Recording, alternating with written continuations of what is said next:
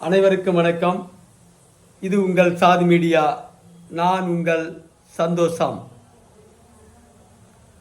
ஸ்டாலின் ஆட்சியின் சாலைகள் அன்றே கணித்த கலைஞர், இதுதான் இன்றைய தலைப்பு. 1984 மயிலாடுதுறை சட்டமன்ற தொகுதியின் இடைத்தேர்தல். முக்கிய சாலையில் இருந்து 5 கிலோமீட்டர் உள்கிராமம் வரை சென்று பிரச்சாரம் செய்த கலைஞர் அவர்கள் மாலையில் மணல்மேடு பேரூராட்சி பகுதியில் நடந்த பொதுக்கூட்டத்தில் அப்போதைய எம்ஜிஆர் ஆட்சியின் சாலைகள் குறித்து மேடு பள்ளம் குண்டு குழிகள் இவற்றிற்கு பெயர்தான் சாலைகள் என்றார். கலைஞர் அன்று சொன்ன விதத்தில்தான் இன்று ஸ்டாலின் ஆட்சியில் சாலைகள் இருக்கிறதா என்றால் அதைவிட படுமோசமாக இருக்கிறது இன்றைய சாலைகள்.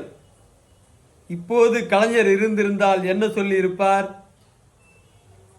ஏரி குளங்கள், வாய்க்கால் வரப்புகள் இவைகளுக்கு பெயர்தான் சாலைகள் என சொல்லி இருப்பார். அந்த அளவிற்கு மோசமாக கடந்த 20 ஆண்டுகளில் இல்லாத அளவிற்கு ஸ்டாலின் ஆட்சியில் சாலைகள் இருக்கிறது என்றால் அது மிகையல்ல. ஊழல், நிர்வாக திறனின்மை, அலட்சிய பொறியாளர்கள் அனைத்தும் சேர்ந்து இந்த நிலைக்கு காரணம். இப்போது மட்டும்தான் ஊழலா, அப்போது இல்லையா என்றால் அப்பொழுதும் இப்படித்தான் இருந்தது. 1989 நான் மக்கள் நலப்பணியாளராக பொறுப்பேற்றேன். வட்டார வளர்ச்சி அலுவலகத்தில் வாரந்தோறும் ஆய்வுக் கூட்டம் நடந்தது.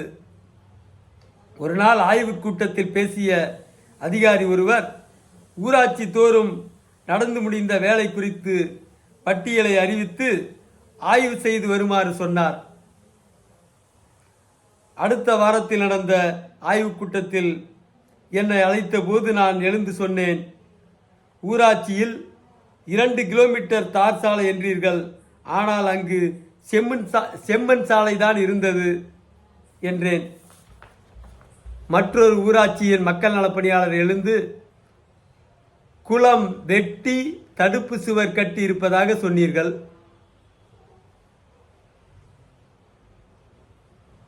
அந்த குளம் 20 ஆண்டுகளுக்கு மேலாக புதர் மண்டி கிடக்கிறது, தடுப்பு சுவர் எதுவும் கட்டப்படவில்லை என்றார்.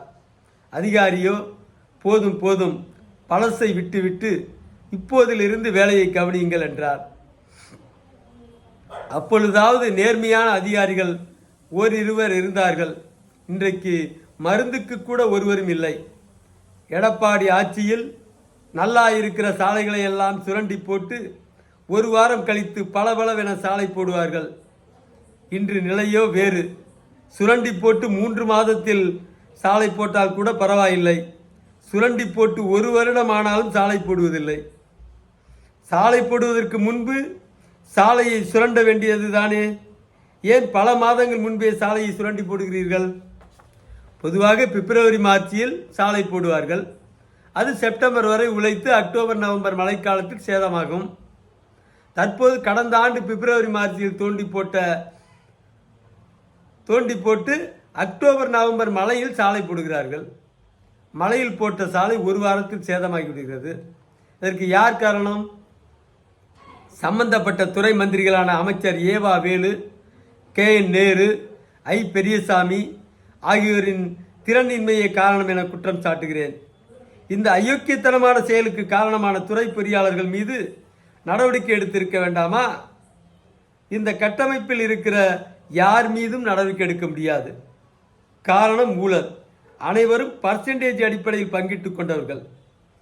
இந்த சாலை பிரச்சனையே 2024 பாராளுமன்ற தேர்தலில் திமுகவிற்கு பாடம் புகட்டும். நிச்சயம் நம்புங்கள். முன்பெல்லாம் சாலைகள் லேசாக பெயர்ந்த உடனே சாலை பணியாளர்கள் சாலை ஓரம் உள்ள புளிய மரத்தின் கிளைகளை வெட்டி விறகு கடையில் விற்றுவிட்டு கொஞ்சம் சருகை கொண்டு தாரை காய்ச்சி சல்லியை கொண்டு சரி செய்து விடுவார்கள். பேட்ஜ் கொஞ்சம் மேடாக இருந்தாலும் சாலை பாதுகாப்பாக இருந்தது. இன்றைய நவீன காலத்தில் ஜல்லி சிப்ஸை கொண்டு போடப்படுவதால் மேடு பள்ளம் இல்லாமல் சிமெண்ட் பூச்சி மாதிரி அழகாக போட முடியும். ஆனால் போடப்படுவதுதான் இல்லை. சாலை பணியாளர்கள் இருப்பதாக தெரியவில்லை. சாலை டேமேஜுக்கு ஒதுக்கும் பணத்தை பர்சன்டேஜ் போட்டு விட்டார்களோ என்னவோ. இவ்வளவு ஊழலுக்கும் திறனின்மைக்கும் ஸ்டாலின் காரணமா என்றால் இல்லை என்றுதான் சொல்வேன். ஊழலுக்கு எதிராக வலிமையான சட்டம் இயற்றி பெரும்படை அமைத்து தடுத்திட முனையாத மோடி அரசே இந்த மோசமான சாலைக்கு காரணம். அமைச்சர்கள் கொள்ளையடிப்பதற்கும் அதிகாரிகள் திருடுவதற்கும் மோடியே காரணம். நன்றி, வணக்கம்.